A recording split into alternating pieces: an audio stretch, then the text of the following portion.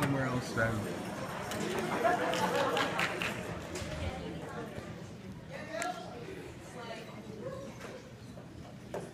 Message from the dean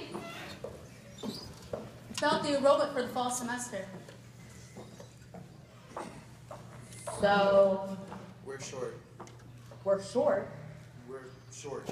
By how many? That's the kicker. Just one student. One student? One stupid student.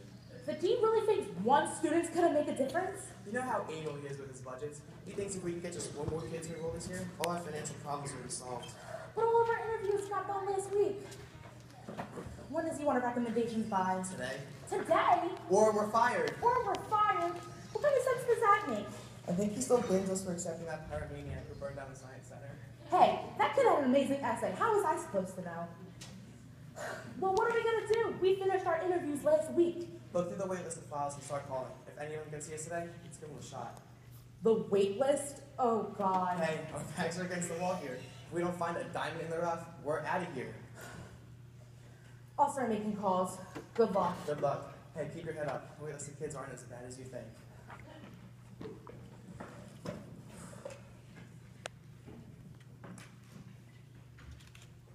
Thank you for seeing me on such short notice. I'm so glad you could fit me in. My life's been so busy lately. Oh yeah? With what? Applying to schools, and then the club wrap-ups, trying to get into these prestigious summer programs, and on top of all that, I'm being filmed for a documentary. A documentary? Really? Yeah, I know, it's crazy. My brother knows this guy who's doing this thing with high schoolers, like a gritty, realistic piece about kids all over the country, and you know, they just thought I was interesting, I guess. So what, they just follow you around everywhere? Yeah, and actually, I probably should have told you this on the phone, but they're right outside the door. Oh, well... Oh, I know it's weird and everything, but they're completely respectful, very quiet, and you'd hardly know that they're. I'm sure they are, it's just, I have a reputation at the school, and I don't feel... Don't blur your face. No one will know it's you if you want, plus, it is free publicity for the school. I suppose, but you'll promise to blur my face and disguise my voice? Oh, yeah. If you just sign this and check this box, we'll make sure your likeness is used anyway. It's not that I don't trust you, it's He just... signed it! Great. Hey, how are you? Okay, Kim, you're making the college rounds now, but remember what I said. We're trying to be the next Nicki Minaj, the next eyebrows on fleek girl, the next Johnny Rowland. So let's up the offer back. I want you to be dumb and loud and mean. I want to hit you so much I can't look away. And action. I thought you said this was for... Cut! Come on, man, can't you just do your job? Can't you just ask a few questions? We all want it to be quick, okay? Let's just do it real quick, okay? She said this was for a documentary. Yes, it is for a documentary. It's a series of documentary short films. It's going to premiere on MTV at 10 o'clock on Sundays. MTV, a reality TV music channel with horrible shows about spoiled birthdays and karaoke drama queens. I'm glad you're a fan. Look, let's just ask a few questions, get the job done, and we'll be out of here, okay? Fine. Let's just... Fine. Kim, remember what we talked about. And action. Okay, Kim. It's pronounced Kim Bar L. No E, the E is silent. Okay, fine. Kim Bar L. Why is it that you want to attend this one? First of all, to party, duh. Second of all, to meet some totes hot guys. Like totes and totes. Totes, you say? Well, is there anything else that you'd like to do here? You know, what major are you interested in? What do you mean, major? You know, a major, your degree? Like, degree, like how hot it is outside? No, what? You don't know what a college degree is? No! I'm totally dumb, but at least I'm not old like you. Cut! Perfect, kid. You were stupid, obnoxious, a completely terrible person. Just the kind of thing we look for on reality TV. Oh, and when we do like confessionals, I just said how creepy the interviewer was and how he was like hitting on me. Great idea. I got some shots of him we can put in slow-mo, make him look really creepy. Hi, is the dean in? No? Could you leave a message? Ask him how he would feel if the university appeared in a documentary. Thank you. And our women's basketball team, while not nationally ranked, has gone to the ADA tournament for the last several years. And even if you're not into that type of commitment, we have several clubs where you can play on a more casual level. You know, I feel like I've been talking this whole time. You've been awfully quiet.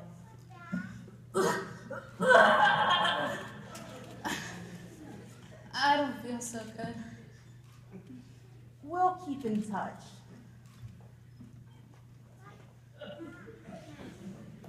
Okay. another thing with the thing I got next month, so don't worry about it. Excuse me. Yeah, hold on. I'll be with you in a few. We're gonna have a great combo. I can feel it. Okay, Chief, gotta wrap this up. I'm psyched. I'm pumped. I'm hungry. We're gonna blow this out of water and blow people's minds. Manana. I can't appreciate your patience and your general attitude. You're next in the hall. Oh, un momento. Oh, it's my bestie Marty. Such a jerk. Just gotta put your money where your mouth is, Marty Mar. No doubt. Marty, love him, but won't trust him with a pencil. You know what I mean? All right, let's do the thing. You're Brett. You're 30 minutes late. Oh, I had this conference call this night, my lunch meeting, and this guy I'm dating. Blah, blah, blah. You know? Well, it's inconvenient. I have a... Well, No, I have a meet and greet in a 5 or so. Let's just bulldoze through this thing, shall we? Well, all right. I guess I'll start... You know what? Let me take the reins here and skip the whole who asked me question part. So, here's me. I'm a self-motivator, I'm extremely competitive, and I'm the life of the party. I like your school's aggressive economic program and its ties to Harvard Business School. I also like your Greek social scene. Gonna pledge Alpha Phi Beta or Delta Chi Delta, depending on the pledge class. My stats are well above your average, so let's make this happen. You're in the boat. I'm driving the ship. You good? No, not at all. Awesome. What up, Buttercup? Yeah, just had this totally lame face-to-face. Be there in a sec. Kidding me? Is Bex who you're talking to here? Of course I nailed it. Thank you again for coming in on such short notice. Please, there was no trouble at all. So tell me about yourself, like what's your favorite subject in school, outside hobbies, you know, stuff like that. Hobbies? Well, I have a few. I used to be really into swimming, but I haven't. Not since that day. Lily, if you don't want to talk about it, we don't have to. No, please. I want to. I need to talk about it. It was a blistering summer day. Blake Blakemore, Poughkeepie's local weatherman, said that it was going to be one of the hottest days of the year. He advised us to stay in at all costs. But you know what I did? I ignored his warnings. Swimming was my life, and life doesn't stop, not even for a sexy weatherman with salt and pepper hair. I got to the pool early, put on my swim gear, and started my warm-ups. That's when I saw him, standing there on the edge of the pool. A little boy, fiery red hair, freckles scattered against his pale skin. I tried to warn him, but he fell in. His eyes closed from the stick of chlorine. His mouth closed from all the water he was swallowing. I jumped in to save him, but I was too late.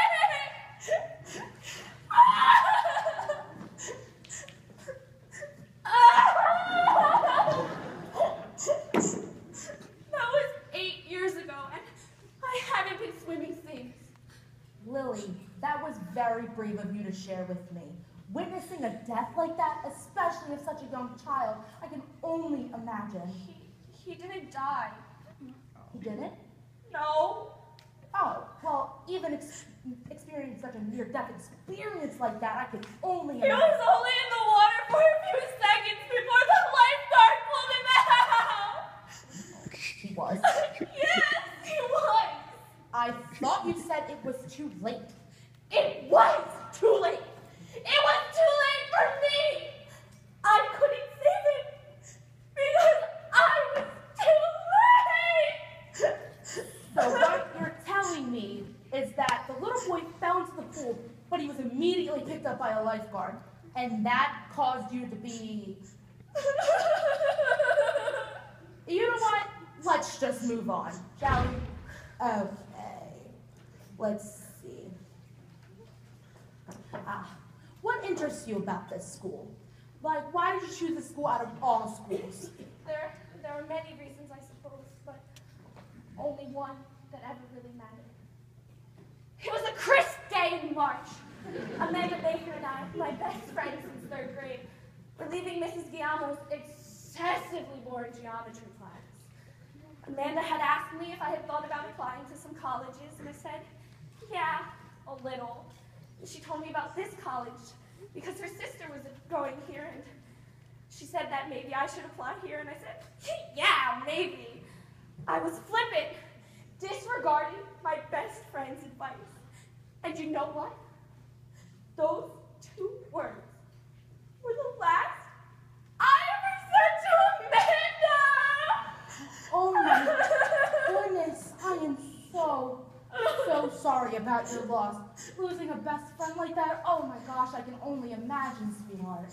Oh, it was hard. It was so hard. How old was Amanda when she passed? Passed? When she died? She didn't die. She didn't. No. We had a falling out after that, and she's going to Yale. She's very smart. A falling out, like a big fight, or... No, it was mutual.